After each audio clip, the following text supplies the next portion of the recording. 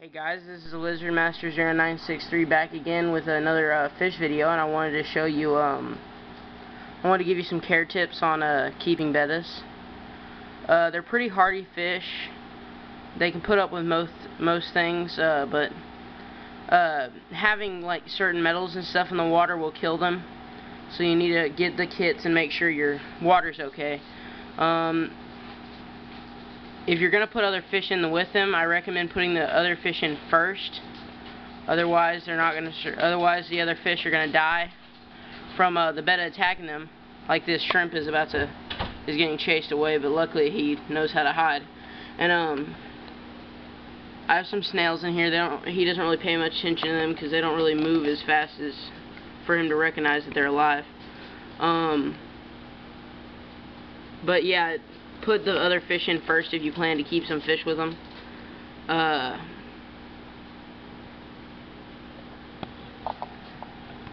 You need to feed them a variety of foods like flakes,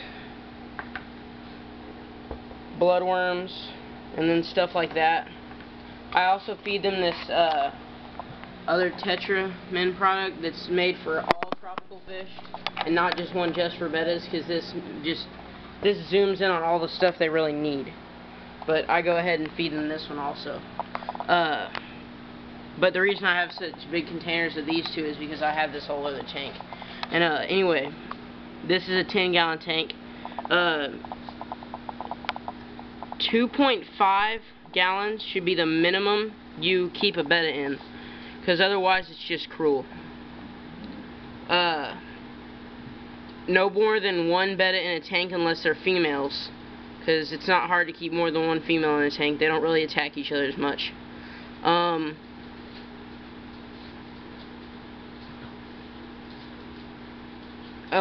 When you're putting new water in there, you need to let it cycle through with the filter and everything. It's going to be in there for a while, for about 1 to 2 weeks before you even put the fish in.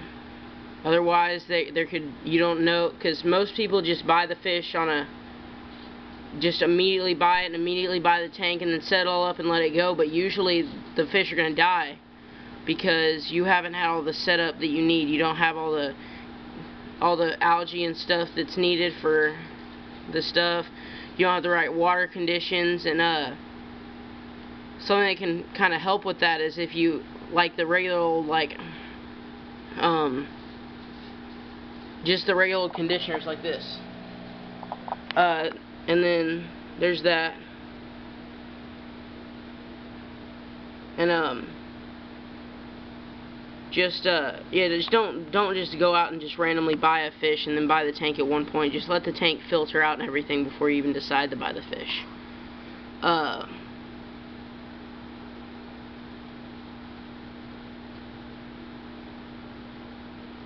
If you plan to mate the fish, make sure it's at perfect health and everything.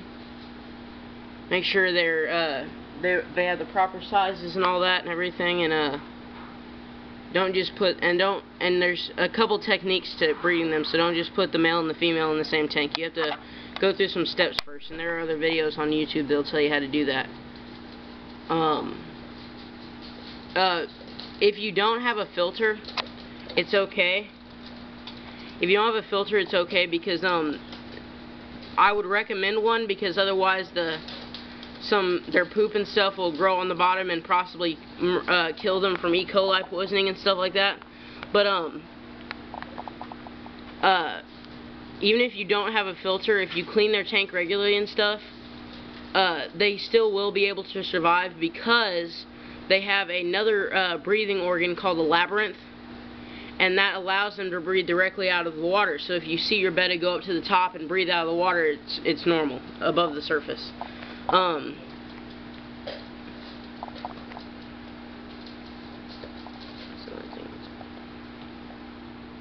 yeah, make sure you have the right lighting and the right everything like that, or else they could possibly die from that too. If you're going to keep real plants, make sure that they live in the same area and stuff as your betta, so that you don't kill your betta from the wrong chemicals coming out, or the wrong chemicals being taken in. You need to get a water check to make sure you have the right pneumonia levels and stuff, because pneumonia will kill your fish and all that. So you need to check on that. Pneumonia will also kill your plants and the snails and all that stuff. So you need to check that.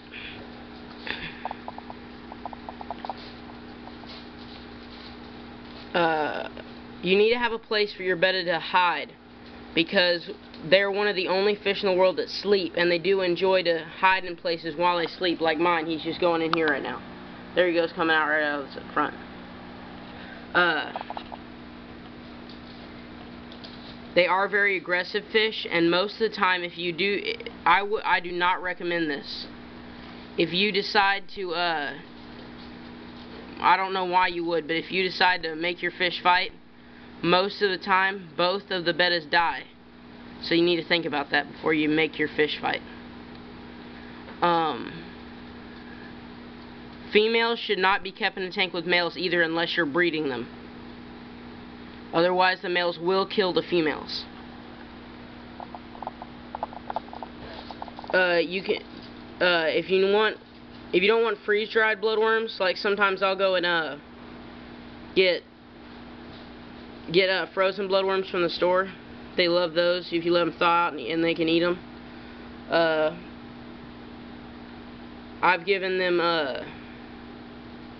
another thing he likes is when I give him a mosquito larva. He seems to like that. And if you are okay with your tank start to look like tea, something that will really help the health of your fish and make them at perfect health really fast, is if you go and get Indian almond leaf extract. It will turn the tank the color of tea, like light tea, but it will help even though it's the color of the tea and stuff, it still will help your fish thrive. Not just look good and survive, I mean thrive. It will do amazing things for your fish. My betta recently started building these bubble nests. He hasn't really made a big one, just one that's like really long. But and yes, I know it's him and not the filter, because I've watched him go over there and blow the bubbles into it and everything. And he doesn't seem to want to do more than just that. So, and another thing you do need to do every once in a while, and not like every day constantly, is you need to actually get a mirror and let your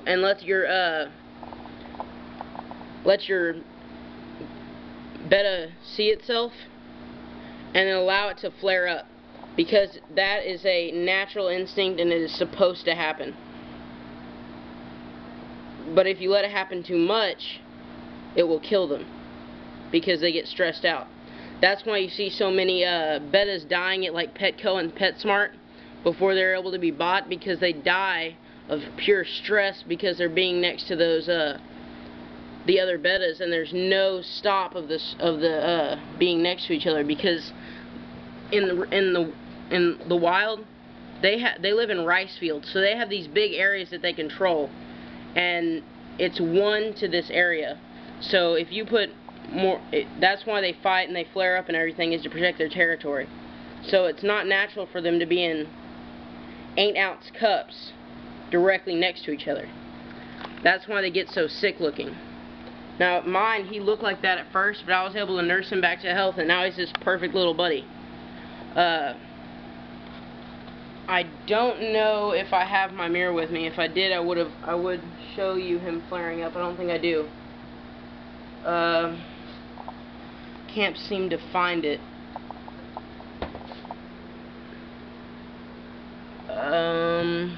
I do not know where it is. Well, I can't show you that, but they have this little thing that will really help you. It's a they sell it at Petco. Oh, there he's flaring up right now. There he is. See him? I don't know exactly. I think he's flaring up at the camera. He doesn't like the camera. Well, anyway, there's the ghost shrimp. But anyway, it's a thing at Petco and PetSmart, and what it is that it's this little just like it's kind of like a clear ping pong ball on top, and it's a betta-sized mirror and it's a double-sided mirror, so that you drop it in your tank for about 10-20 minutes, or maybe 5 minutes at the most, and just let your betta see itself for a while, and it puffs up and practices that for a while. But if it starts biting at the mirror, like attacking it, you need to take the mirror out immediately so it doesn't hemorrhage itself while hitting the mirror. Because hemorrhaging like that by blunt force trauma will kill your fish almost instantly. It's another reason why sharks, like saltwater sharks, are kept in circular tanks, so they don't hit themselves in the corners on accident, because they like to swim in circles. And if they hit their head in the corner, it'll hemorrhage their nose and kill them. And it'll do the same thing with all freshwater fish. If they hit too hard on something, it'll hemorrhage their nose and kill them. But yeah, that's pretty much it. Feed. Make sure your water quality is good. Feed a big variety of foods. Just keep your water temperature good. Temperature has to stay at between 80 and 70 degrees. That's tropical weather. There he goes. He's chasing one of the freeze-dried bloodworms that I had put in there earlier. Well, yeah, that's him. So, rate, comment, subscribe. Bye.